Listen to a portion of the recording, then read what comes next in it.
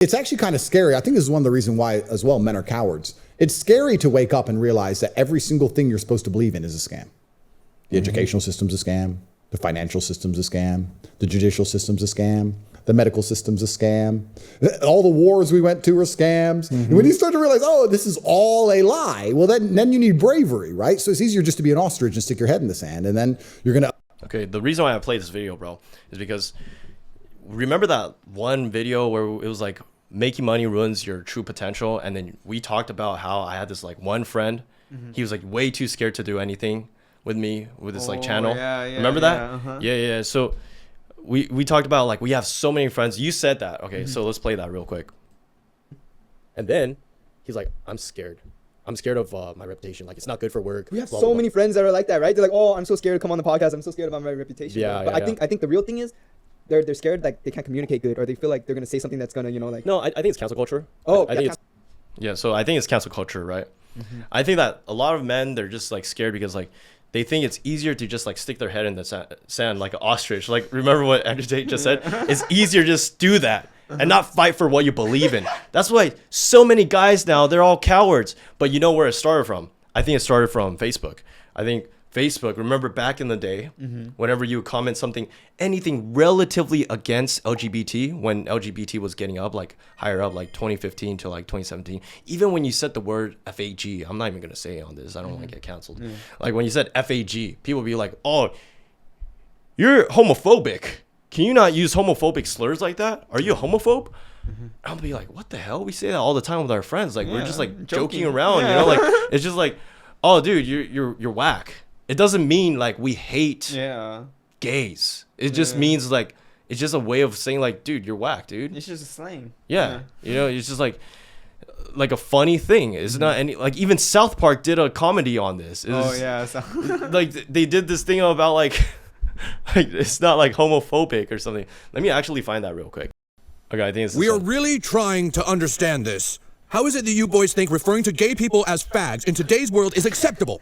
Because we're not referring to gay people. You can be gay and not be a fag. Yeah, a lot of fags aren't gay. I happen to be gay, boys. Do you think I'm a fag? Do you ride a big loud Harley and go up and down the streets ruining everyone's nice time? No. Then you're not a fag. So what if a guy is gay and rides a Harley? Then he's a gay fag. I don't know. All right, look, you're driving in your car, okay? And you're waiting to make a left at a traffic signal. The light turns yellow, should be your turn to go, but the traffic coming at you just keeps coming. And even when the light turns red, a guy in a BMW runs the red light so you can't make your left turn. What goes through your mind? Fag. Right, but you're not thinking, oh, he's a homosexual. You're thinking, oh, he's an inconsiderate douchebag like a Harley rider. Yeah, you don't. This is making insanely good sense to me. All right, how about that? All right. We sidetracked a little bit. All right. So like this whole point, like, I think anytime you made anything relatively against LGBT, like you said this, right, then it gets taken out of context, right? And so you had all these like super left-wing liberal people where they're all talking shit like to maybe more conservative people, and they're like, oh, are you homophobe? And so it makes a lot of guys just really scared to talk about anything. Like back then, more people were like okay to talk about things. They're just like, yeah, this is my opinion, blah blah blah. Like, you know, Facebook status, they would like post like whatever they think. Now on Instagram, right? What do we have? The threads. We have threads that's just like whack. No one even uses it. And then you have people who post pictures on Instagram where it's just like one word, anything intellectual. It's just like one word. It was fun. Vegas was fun. That's it. It's like no one wants depth anymore. I'm not saying people don't have depth. I'm saying people are scared to have depth, especially men. And I think it's men's job to actually fight for what they believe in. But you have men nowadays, like what Andrew Tate said, just so scared of this shit. They're scared of like being brave and fighting for what they believe in. And then because of that, now we have this whole like LGBT who just like cancels like men all the time. And it makes men not even want to talk about anything. Like men, we showed LGBT people that we're not going to fight for what we believe in. So they're just going to keep suppressing us more and more. And so now men have less and less of a voice. Now we have less of a freedom of speech. And that goes to my next point about this. Andrew Tate actually does a really good job talking about this. In America, if you go to America and you talk pro-LGBT, pro-agenda, pro-democrat, pro all these things, you think you're in a free country because you're saying all the things you're allowed to say. If you start saying the things you're not allowed to say, you'll learn that it's no more free than Saudi. It's just there's a different set of rules of what you're allowed to say. So what we have... Okay, so pretty much what he's saying is that, like, actually in every country, there's a limited freedom of speech. Like, United States. Almost definitely, that is very true. United States, we purport this idea, oh yeah, we have freedom of speech, blah, blah, blah. We actually don't have fucking freedom of speech. Like, anytime you speak anything relatively against LGBT, like, it's not even against, it's not even homophobe. We use that word, you know, what South Park just used. You get classified as a homophobe. Anything will get taken out of context. So we have to be extremely careful how we word anything, because these LGBT people back then, they would just like frame it against us and be like, oh, you're a homophobe, let's cancel this guy. And then so now you have a lot of guys who are just really scared of talking what they actually believe in. And that's why they're scared to come on this podcast. They're scared to do any like relatively content creation and say what they believe in. And that's why I feel like men is having a decline in freedom of speech, because like as we cater more towards to LGBT, then men on the flip side, what is LGBT, right? What do they cater towards? They cater towards women and gender equality. Lesbians. They cater towards lesbians, trans, etc. Everything except for what? Straight and men, right? So the more we cater towards them and we provide them more of like a handicap, then they'll be like, yeah, men are not shit. And then so we get pushed down even more and more, right? So I think it's men's duty to really fight for what they believe in. And Andrew Tate really did a good job at talking about like how men, it's our fault. Yeah, we're too scared of being judged or, you know, being put down. Because they basically weaponize media to a point where they could use media to attack us, like through Facebook. I think maybe this is all propaganda that started with Facebook and then now turned into Meta, you know, stuff. Maybe LGBTQ started with Facebook. They worked together and then, you know, and they're like, oh, you know, LGBTQ, GTQ, QTGBLP. See, shit like that is going to get this guy canceled. Shit like that is going to get him canceled for sure. We're going to cut that out. No, we're not cutting that out. That's a good example of how people are just going to completely purport it to a different, like, context. It's probably going to be like, oh, LGBTP, he's like just laughing about and getting all the synonym, like all the the alphabet wrong for it. Yeah, the acronym, the complete acronym is supposed to be LGBTQ plus, and he's not even respecting that. But it's just he's just laughing because he's a dumbass. He just got it wrong. He's laughing at his own dumbassery. He's not laughing at the whole LGBT shit. So that's how scared we are to talk as men. So like we can't even like anything remotely against like that's not even against LGBT, but that's what I meant. It's not even against. And it's gonna be used against. It's gonna be used against you. So I kind of do understand like these men why they're scared, but at the same time you got to fight for what you believe in, man. Like if you believe that, you know, LGBT people are being too extra, then you got to fight for that. If you have some certain opinion and you want to talk on a podcast about certain things, but you're too scared to, you got to fight for that too, man. I mean, I think it comes to a point where it's like, it really depends on if it's really becoming like a stress in your life. If it's actually you're getting counseled from this shit, then yeah, I think probably the smart thing would be to make a decision if it's worth your time. Like, for example, Andrew Tate, he talked about like, yeah, if there's like a bunch of police around my house and I fight them all because they want to arrest me because I don't agree that I'm guilty of anything, then I'm gonna get killed because they're all gonna have a shootout with me and kill me. So you gotta weigh the differences. You gotta weigh the cost.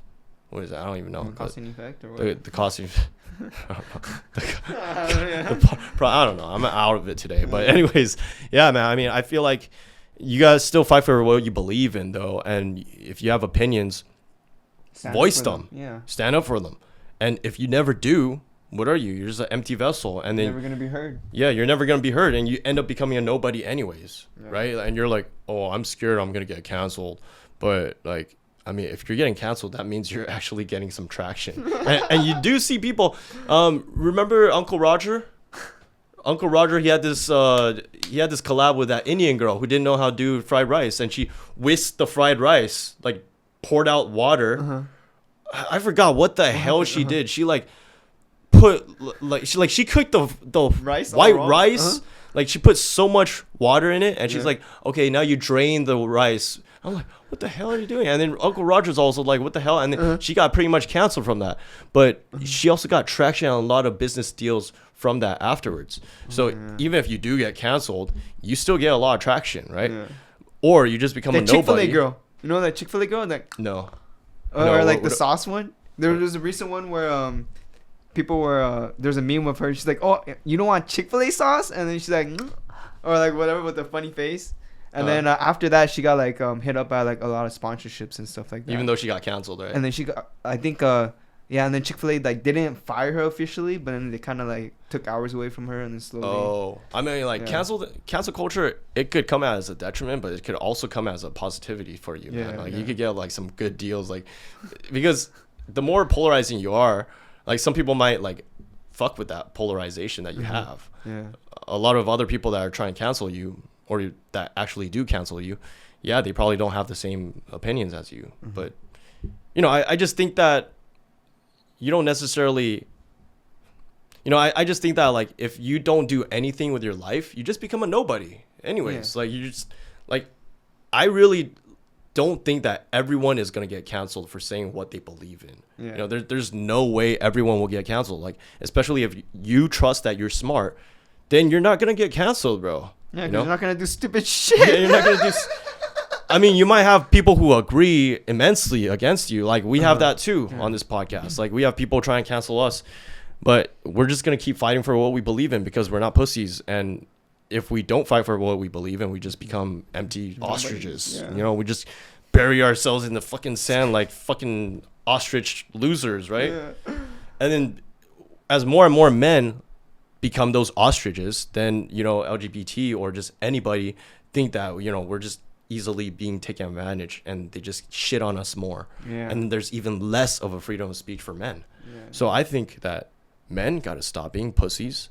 You got to say what you believe in. I think there's more of a wave that's coming up with men. They want to talk more about what they believe in now. I think I don't know when it started. Recently, though, right? I think the whole Andrew Tate, I think what he has done some good. Created a movement. He created a movement where like men are not afraid to talk now. And I think that's why so many LGBT people hate him, because now straight men, LGBT people, actually, I think inherently LGBT people, they kind of hate straight men. No, they do.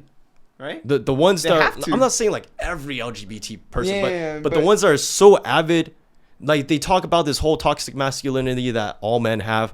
Dude, it's bullshit. Like, dude, we're just doing our own thing and you guys are trying to come at us. I'm like, dude, like I think they hate us. We don't even have hate for them.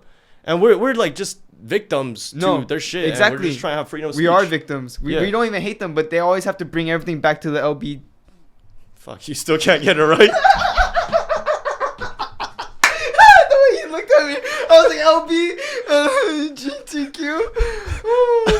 I'm laughing at myself, okay, guys? I'm not fucking laughing at the community. God damn, bro. Yeah, bro. See, I'm just laughing at his dumb assery. Like, just like, you know, like I have a lot of gay friends. I even have friends that are like close to being my best friends.